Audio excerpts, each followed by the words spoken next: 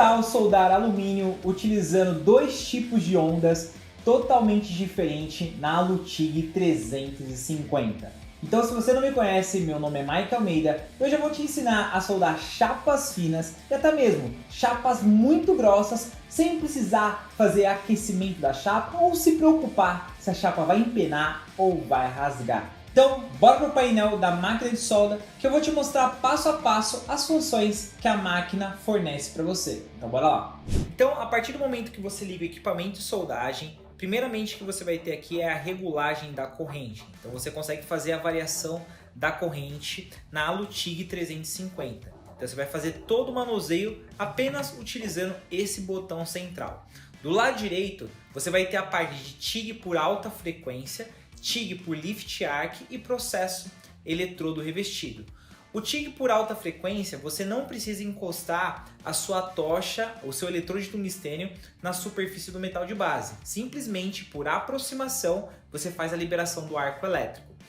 Aqui, já no TIG por lift arc, que seria eu encostando o eletrodo na superfície para assim conseguir executar o cordão de solda e fazer a abertura do arco. O outro processo aqui seria o processo eletrodo revestido, onde você vai trabalhar ali com o processo eletrodo revestido tanto com qualquer tipo de eletrodo, E6013 ou E7018. Lembrando que essa máquina eu consigo trabalhar tanto com TIG quanto o eletrodo revestido.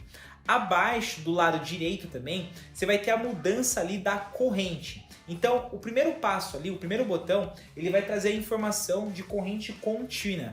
Então, se eu quiser trabalhar ali na soldagem de inox, aço carbono, eu vou utilizar o símbolo de cima que representa a corrente contínua. O segundo de baixo, ele vai trazer ali a função de corrente alternada. Então, eu vou conseguir soldar bronze, alumínio, onde eu preciso ter a mudança ali de polarização, né? Do polo positivo para o negativo. O de baixo também, o terceiro, seria a parte de onda triangular. Ela vai se funcionar ali para a gente soldar chapas mais finas, ali na soldagem de alumínio também.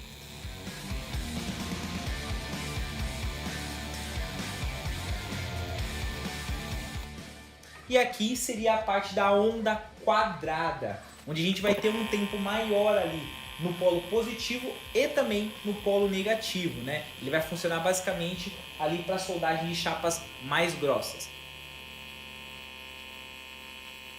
Quando a gente for trabalhar com pulsado, o que vai ser liberado?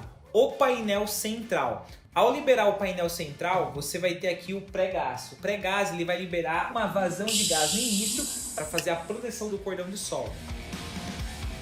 O segundo botão, ele vai trazer ali a corrente inicial. O que seria a corrente inicial? Ao invés de eu começar uma soldagem já com uma corrente mais alta, eu vou começar com uma corrente mais baixa para depois conseguir passar para a corrente de pico, que é a corrente que a gente vai utilizar no processo. Entre a corrente inicial até a corrente de pico, que é a corrente que a gente vai utilizar, a gente tem uma rampa de subida. Então essa rampa de subida aqui ela é definida em segundos. Aí a gente vai soldar com o método pulsado. Então a gente tem aqui a corrente de pico, né? E aqui embaixo você vai perceber que tem off e on.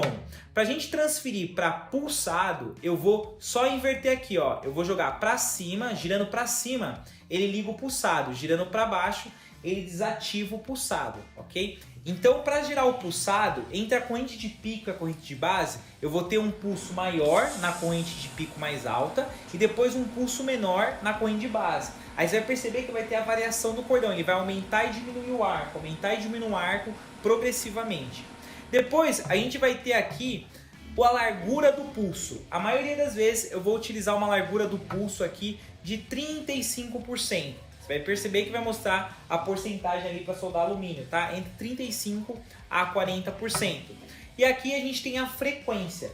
Quanto maior a frequência a gente estiver trabalhando, mais forte vai ficar a pulsação. Então ela vai pulsar de um jeito que a gente não vai conseguir nem visualizar. Então eu vou deixar aqui essa pulsação com 1. Lembrando que essa pulsação eu consigo deixar até 0.5 ali também, tá bom? Então entre 1 e 2 aqui é o ideal, que aí você consegue verificar a variação do pulso ali na hora da soldagem. Depois a gente tem a rampa de descida. Entre a corrente de pico e a rampa de descida, a gente vai colocar ali alguns segundos. E por que eu preciso definir isso? Se eu não ajustar a rampa de descida, sempre no final do meu cordão eu vou deixar um olhinho no final. E isso é uma descontinuidade. Então, para evitar, é só usar a rampa de descida. Depois a gente tem a corrente de saída, né? Entre a corrente de pico até a corrente de saída ali, aí vai sair com uma corrente alta, a corrente ela vai começar a diminuir bem devagarzinho.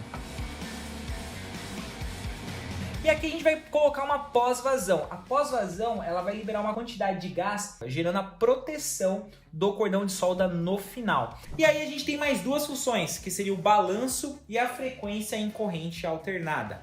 O balanço aqui, ele vai ajudar ali na remoção da camada de óxido da superfície do alumínio. E além disso, ele vai deixar a ponta do meu eletrodo de tungstênio abaulada, né? Vai deixar uma esfera bem na pontinha ali. Eu estou utilizando o eletrodo ponta azul, eletrodo de lantânio aqui.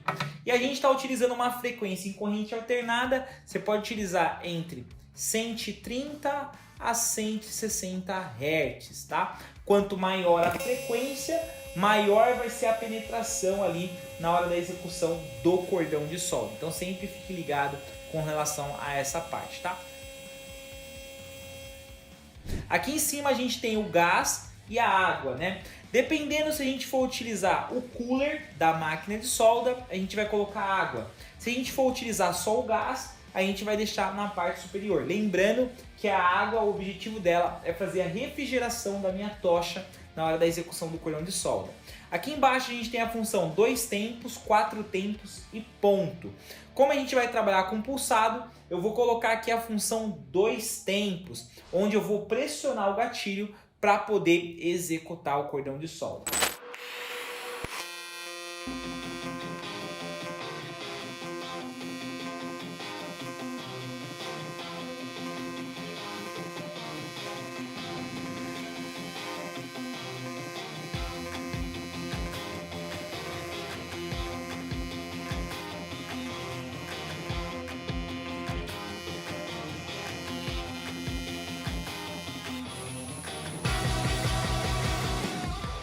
Ei, me diz aqui, o que você achou de utilizar o pulsado em uma chapa fina? Você percebeu que dá para controlar a temperatura ali utilizando o pulsado e até você pode evitar de empenar o seu metal de base? Coloque nos comentários que eu quero saber. Não esquece, se inscreva no nosso canal, curte o nosso vídeo e ative o sininho para que você receba todos os nossos vídeos que são divulgados aqui todas as semanas, beleza?